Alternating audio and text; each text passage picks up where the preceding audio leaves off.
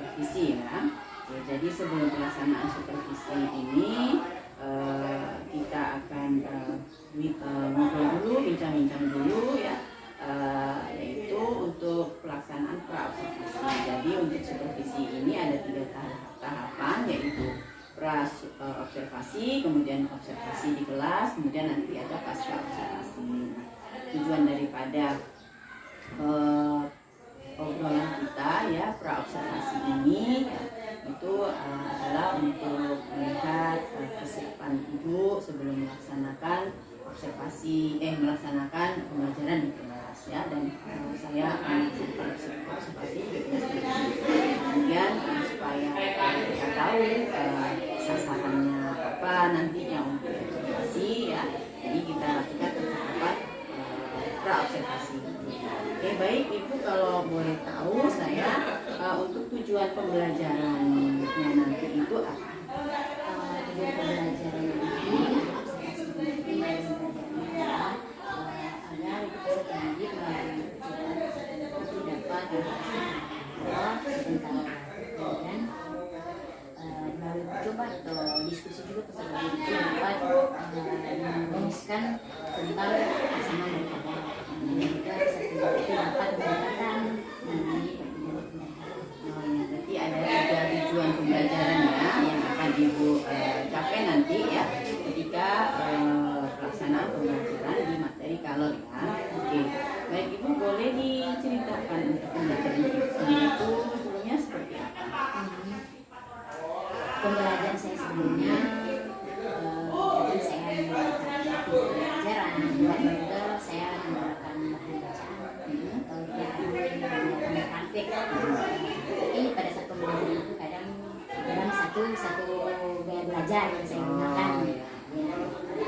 Belajar ini saya rasa dari belajar yang saya gunakan, saya menggunakan video saja atau menggunakan bahan bacaan ternyata tidak sesuai dengan harapan saya. Ada sebagian besar yang mungkin ada partisipasinya tinggi dari kelas, ada juga yang mungkin merasa dia kurang mampu atau dengan belajar tersebut dia kurang mampu, maka siswa tersebut kurang ada rasa ketertarikan atau memahami Sulit memahami ya.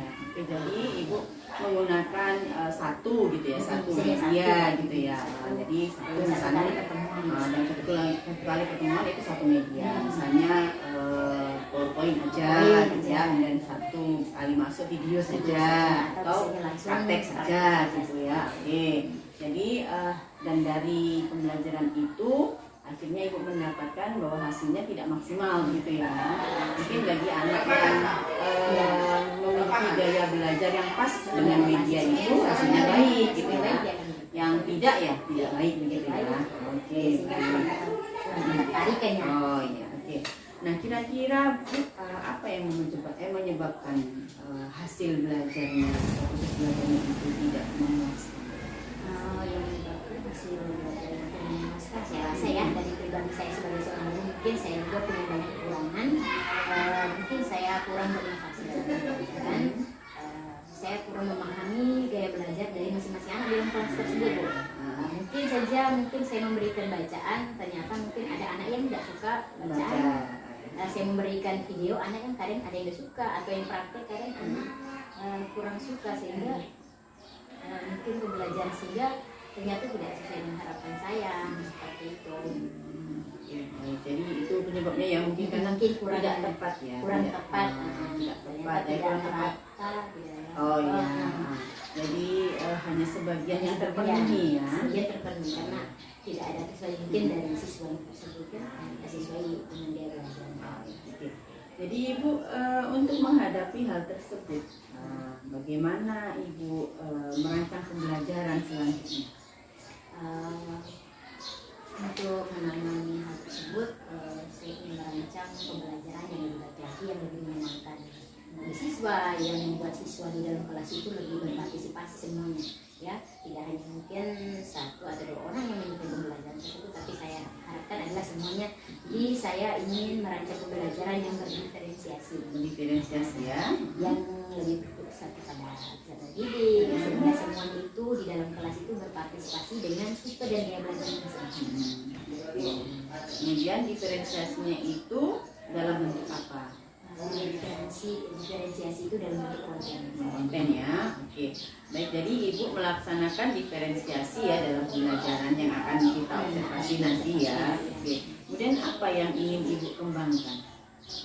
Yang saya kembangkan yang ingin saya kembangkan dalam pembelajaran nanti adalah mengembangkan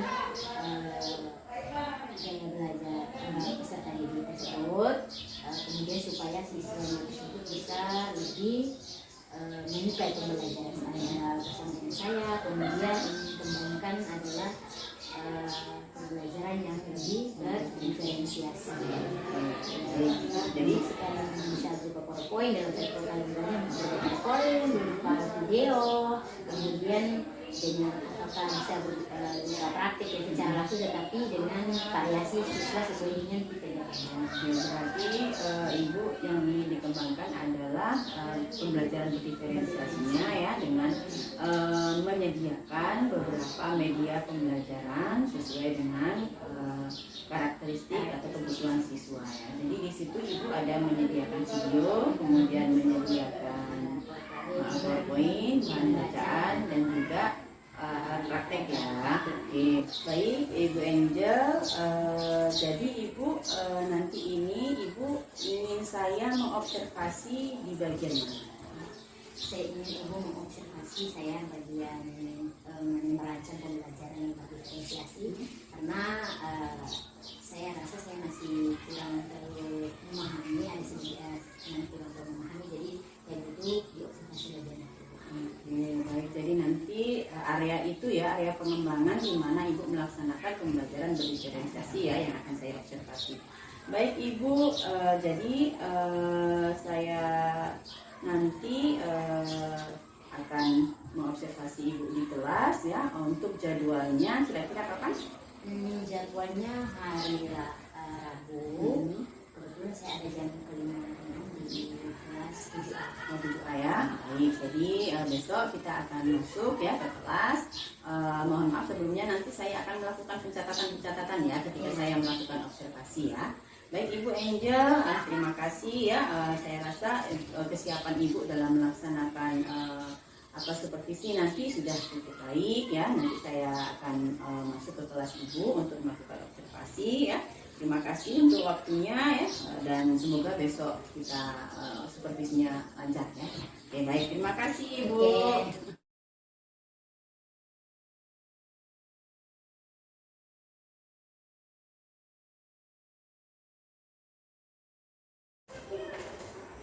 Assalamualaikum warahmatullahi wabarakatuh.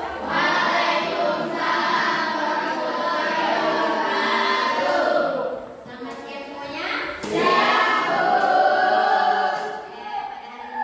Pada kesempatan ini kita mulai lagi dengan belajar apa hari ini? IPA. Pelajaran IPA. Sebelum mulai pembelajaran hari ini, kita akan absen terlebih dahulu ya. Kita mulai pembelajaran pada hari ini, Ibu akan mulai absen terlebih dahulu ya. Ya, Bu. Hadir Pandilaya, hadir Bu. Pada pertemuan sebelumnya kita sudah belajar yaitu tentang suhu ya, tentang suhu. Sekarang Ibu tanya dulu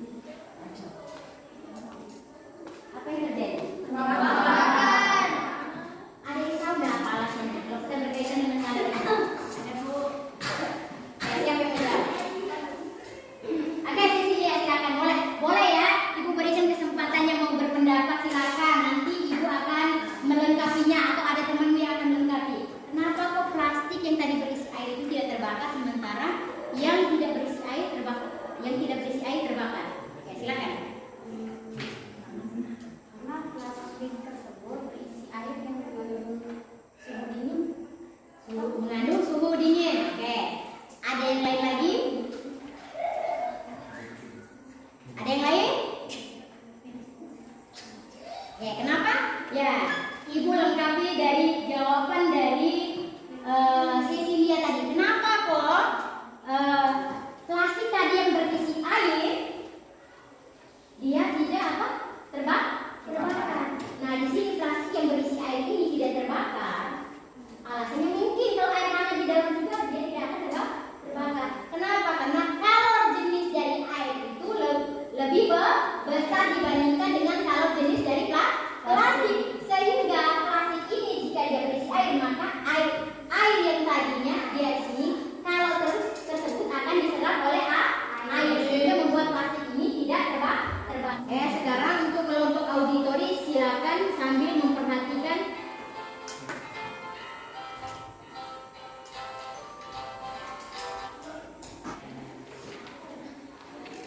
visual. Boleh sambil mengerjakan sambil melihat gambar dan bernada tersebut. Dan kelompok kinestetik kalian akan melakukan praktek. Ya, pinggirkan dulu kertasnya. Pinggirkan kertasnya dulu nanti. Pada kesempatan kali ini, mari kita amati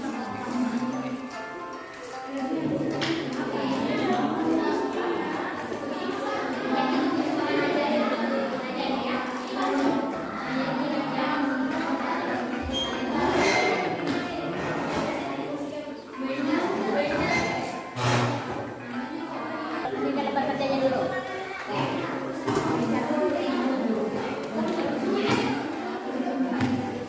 Sudah? Untuk kegiatan praktik yang pertama, kalian akan memanaskan air ya. Air yang pertama dengan jumlah yang pertama yaitu volumenya adalah 75 ml dan volumenya 50 ya. Nanti ini bisa ya. 3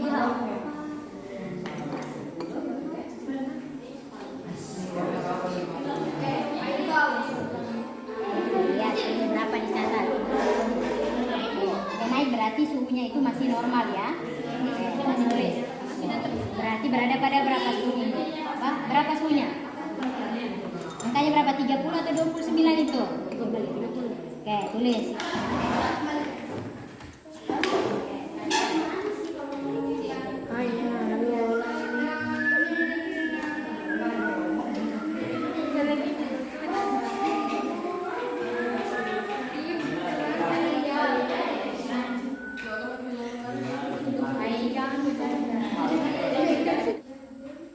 Oke, silakan untuk kelompok visual yang pertama, silakan mempresentasikan hasil kerja kelompoknya. Oke, assalamualaikum warahmatullahi wabarakatuh. Perkenalkan nama saya dan selamat siang. Perkenalkan nama saya Adivani Lainnya dari kelompok visual 1 akan mempresentasikan hasil kerja kelompok kami. Yang pertama, apakah yang dimaksud dengan kalor? Kalor merupakan salah satu bentuk panas atau energi yang berpindah dari suhu lebih tinggi ke suhu lebih rendah.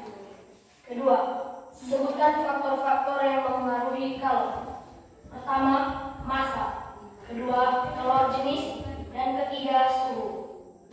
Assalamualaikum warahmatullahi wabarakatuh.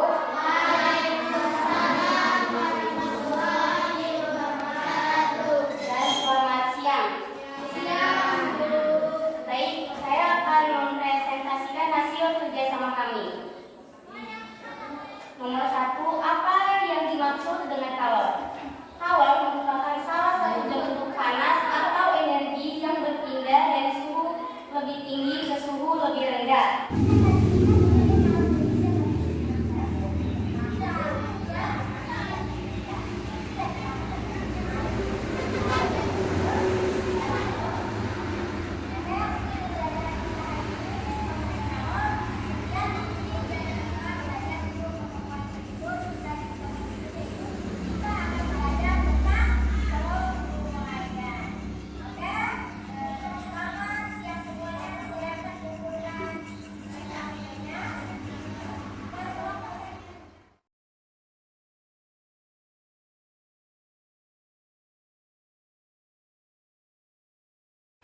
Baik, Ibu Angel, gimana kabarnya? Oke.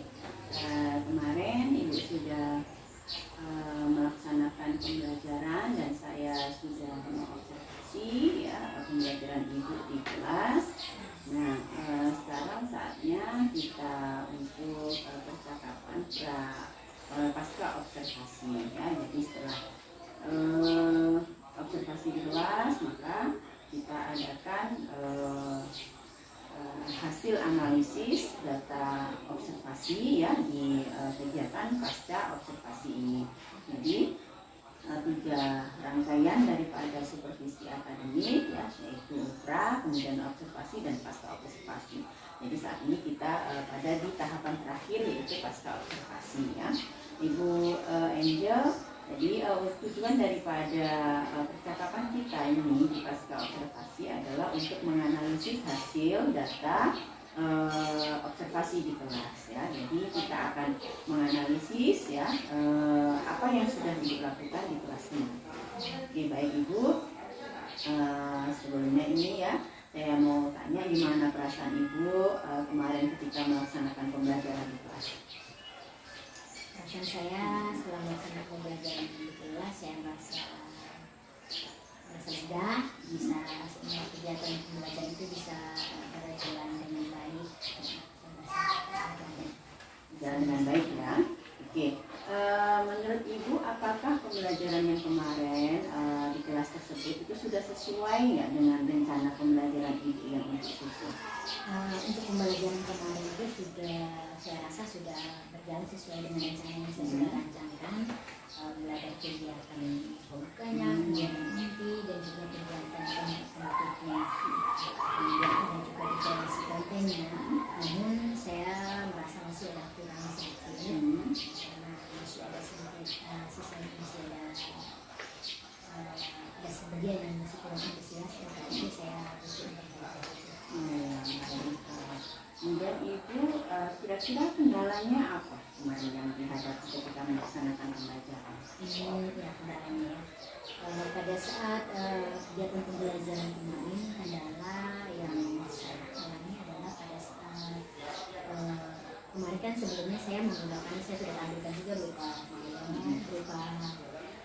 kegiatan praktik, kemudian berupa bacaan. Sudah saya lihat sudah ada antusias lah pada saat kegiatan belajar tersebut. Namun pada saat presentasinya, mungkin cara presentasinya mungkin bisa merapatkan ya, dengan cara dipresentasikan, tidak dengan cara yang mungkin bentuk produk yang cara berdasarkan gaya belajar yang mungkin ke anak yang auditori mungkin akan terlihat senang karena mereka bisa belajar dengan baik. Namun kalau anak yang punya mungkin gaya belajar lain, mungkin dia akan terlihat jenuh karena cara presentasinya yang hanya monoton, menggunakan cara presentasi diskusi, tidak menggunakan cara lain.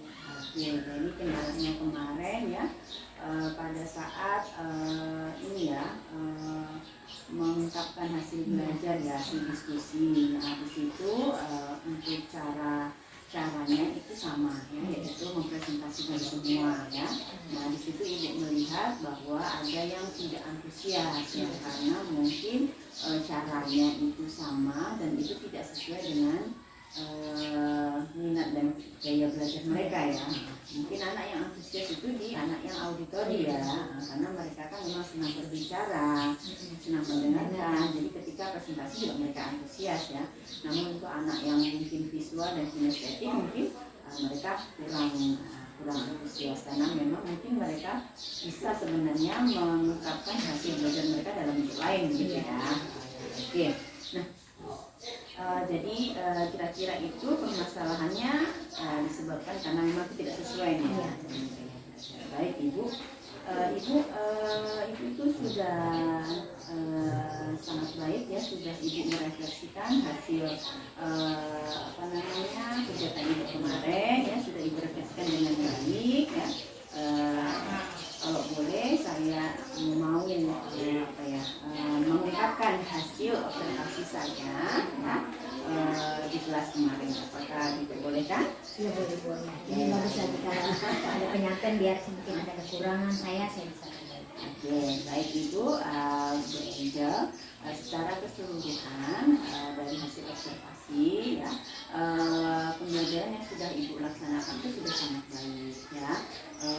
Dari mulai pembukaan ya, kemudian kegiatan inti dan kegiatan penutup pun juga sudah terlaksana dengan baik. Nah, kemudian kemarin kan kita sepakat ya untuk area pengembangannya adalah bagaimana ibu melaksanakan pembelajaran diferensiasinya ya. Oke, jadi saya konsen ke situ. Nah baik, untuk pembelajaran berdiferensiasinya ya untuk ibu kemarin pembelajarannya juga sudah terlihat ya, sudah sangat baik ya, terutama di diferensiasi konten ya. Ibu menyajikan beberapa media pembelajaran ya yang beragam ya, ada video, kemudian ada PowerPoint, kemudian ada juga bahan bacaan dan juga bahan praktek ya. Artinya itu media tersebut itu sudah mewakili beberapa gaya belajar ya dari siswa-siswa yang sudah ibu kelompokkan ya berdasarkan hasil daripada asesmen diagnosis di awal pembelajaran ya. Oke. Kemudian ibu juga sudah mengelompokkan anak-anak ya dalam kelompok yang sama ya sesuai dengan gaya belajar. Jadi ada anak visual kelompok visual 1, visual 2, kemudian ada kelompok auditori dan juga kelompok kinestetik ya. Oke. Karena memang anak visual banyak ya, jadi kelompoknya visual. Oke. Kemudian dari hasil tersebut ibu juga memberikan LKPD ya yang berbeda ya antara anak visual, kemudian anak auditori, kemudian juga anak kinestetik ya. Dengan beberapa LKPD pertanyaan yang ada sedikit perbedaan ya. Secara umum ada yang perbedaan. Ada yang berbeda ya. Oke, jadi dari prosesnya pun itu sudah baik gitu. Ya, baik sudah, jadi tidak sama semua antara anak itu ya. Nah kemudian memang saya melihat ya untuk di diferensiasi produknya memang belum terlihat ya.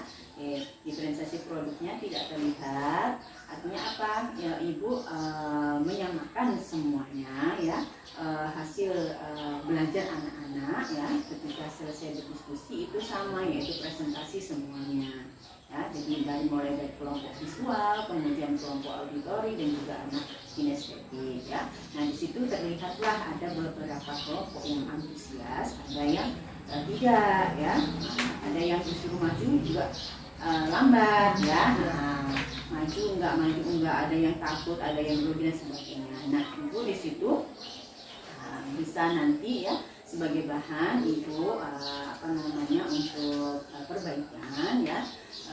Jadi bisa nanti untuk hasil belajar itu bisa divariasikan ya, bisa bervariasi, jangan hanya dalam bentuk satu produk saja ya, tetapi berikan kesempatan anak-anak untuk memilih ya bentuk produk yang diinginkan. Kalau ibu kemarin menentukan presentasi ya, itu anak auditori akan antusias karena mereka memang suka berbicara, suka mendengar ya gitu. Nah kemudian untuk anak yang lain bagaimana? Nah bisa ibu nanti itu berikan pilihan kepada mereka dalam bentuk penyajian. Misalnya untuk anak visual boleh dengan diiringi gambar, boleh diiringi dengan mereka menggambar. Kemudian untuk anak kinestetik bagaimana? Mereka boleh tidak mempresentasikan secara oral atau ngomong gitu ya, tetapi bisa juga mereka ya membuat sesuatu ya akhirnya ya. Kemudian juga bisa juga mereka mempresentasikan dengan misalnya gerakan atau apa, itu diperbolehkan ya. Nah, jadi mereka memiliki kebebasan untuk menyampaikan hasil belajar mereka ya gitu. Jadi itu hasil pengamatan saya ya dari pembelajaran yang sudah dilakukan ya. Jadi secara keseluruhan itu sudah sangat baik ya, proses diferensiasinya juga sudah berjalan dengan baik ya. Hanya perlu pengembangan di strategi diferensiasi lainnya saja ya. Oke, itu ya Bu. Kalau tadi Ibu mengatakan bahwa masih ada sedikit kekurangan ya dalam Ibu melaksanakan pembelajaran, rencana Ibu selanjutnya apa? Rencana saya selanjutnya kan karena mungkin pada saat pembelajaran kemarin saya hanya pada saat diferensiasi pembelajaran itu saya menggunakan diferensiasi saja. Jadi rencana kedepannya karena mungkin sebelumnya keterbatasan pengetahuan saya mengenai pembelajaran berdiferensiasi ini Bu ya. Jadi setelah saya melaksanakannya, kemudian saya baru pada saat saya mencari referensi, saya sambil belajar, ya saya mengetahui ternyata diferensiasi itu bukan cuma konten, ada juga diferensi proses dan juga produk, dan juga tipe kita bisa melihat anak itu berdasarkan juga gaya belajar, juga kemampuan nih dengan belajarnya juga kita bisa lihat. Jadi mungkin dari pengetahuan saya baca-baca lagi, jadi rencana pada saat pembelajaran yang akan datang saya akan mencoba untuk menyajikan lagi pembelajaran bukan hanya dengan dari diferensi konten saja, tetapi diferensi proses, kemudian produk tidak sesuaikan dengan kemampuan anaknya. Jadi sehingga kalau di pembelajaran berikutnya mungkin anak yang tadinya dengan tipe gaya belajar yang masing-masing dengan kemampuannya, jadi mereka bisa bervariasi menampilkan dengan konten, kemudian dengan produk yang dengan cara dan gaya belajar yang masing-masing. Baik, ya. Jadi memang Ibu untuk diferensiasi ini ya kita itu kan tujuannya untuk memenuhi kebutuhan siswa ya. Jadi kebutuhan siswa itu bisa dilihat dari 3 hal, yaitu kesiapan belajar, kemudian minat, dan juga profil belajar siswa. Nah dari kesiapan ini itu adalah bagaimana si anak itu memiliki kesiapan dalam menerima materi. Kadang ada anak yang sudah siap dengan pengetahuannya, ada yang pengetahuannya setengah-setengah, ada yang kurang. Nah dari sini, dari kesiapan belajar ini kita bisa menyusun proses pembelajaran yang berbeda ya. Jadi diferensiasi proses. Jadi ketika anak yang sudah memiliki kesiapan yang baik, maka kita rancang pembelajaran yang sesuai kebutuhan mereka, artinya nggak terlalu ini ya, karena mereka sudah paham. Nah, kemudian untuk anak yang kurang paham, kita rancang proses pembelajarannya sesuai dengan itu. Kemudian untuk anak yang kurang itu perlu bantuan, perlu bantuan dari kita, sehingga perlu bimbingan khusus. Nah mungkin nanti di kelas itu kita lebih perhatian kepada mereka daripada kelompok yang lain seperti itu. Nah, kemudian juga dari minatnya ya, minat mereka itu di apa? Jadi kita berusaha memenuhi pembelajaran sesuai minat mereka. Nah, kemudian yang ketiga adalah berdasarkan profil belajar. Nah, kemarin Ibu itu ya melihat daripada gaya belajar itu termasuk pada profil belajar siswa. Ya, itu. Kemudian lingkungan dan sebagainya itu masuk pada profil belajar siswa. Ya, gitu. Jadi rencana Ibu di pembelajaran berikutnya akan melakukan diferensiasi yang lainnya ya. Oke. Baik Ibu, kira-kira apa? Rencananya kalau bisa mungkin masuk di semester berikutnya, semester berikutnya bisa dilaksanakan. Saya akan siap untuk mengisi mobil ajarnya di semester yang datang saja, mungkin saya bisa melaksanakan, Ibu bisa masuk kembali. Oh ya, oke. Baik, karena memang ini sudah mendekati akhir dari semester ya, bisa Ibu nanti di semester berikutnya melaksanakan strategi pembelajaran diferensiasi ya. Oke, kita bisa ngobrol-ngobrol ya. Kalau Ibu misalnya memerlukan pertimbangan ya, bagaimana modul ajar saya, silakan ya. Menurut saya kita ngobrol-ngobrol, sharing ya, bukan menggurui tapi kita sharing saja ya. Oke, baik Ibu. Terima kasih ya, kita sudah sharing berbagi ya di kegiatan supervisi ini ya. Harapannya nanti ya Ibu dan teman-teman rekan sejawat lainnya ya dari kegiatan supervisi ini ya akhirnya bisa memperoleh atau melaksanakan pembelajaran yang baik untuk siswa-siswa kita ya, sehingga siswa-siswa kita ini terpenuhi kebutuhannya dalam hal belajar ya. Dan Ibu terima kasih atas waktunya ya, dan saya ucapkan terima kasih Bu. Saya juga baik belajar dengan cara seperti ini, saya dikasih kesempatan untuk observasi. Di sini saya bisa belajar, ternyata mungkin cara saya sebelumnya pembelajaran yang masih monoton, tidak berdiferensiasi. Dengan cara seperti ini saya bisa belajar, ternyata begini cara bisa menyusun pembelajaran yang diferensiasi. Kemudian saya juga bisa lebih melihat kekurangan saya bisa baik, luar biasa. Terima kasih Bu ya. Terima kasih.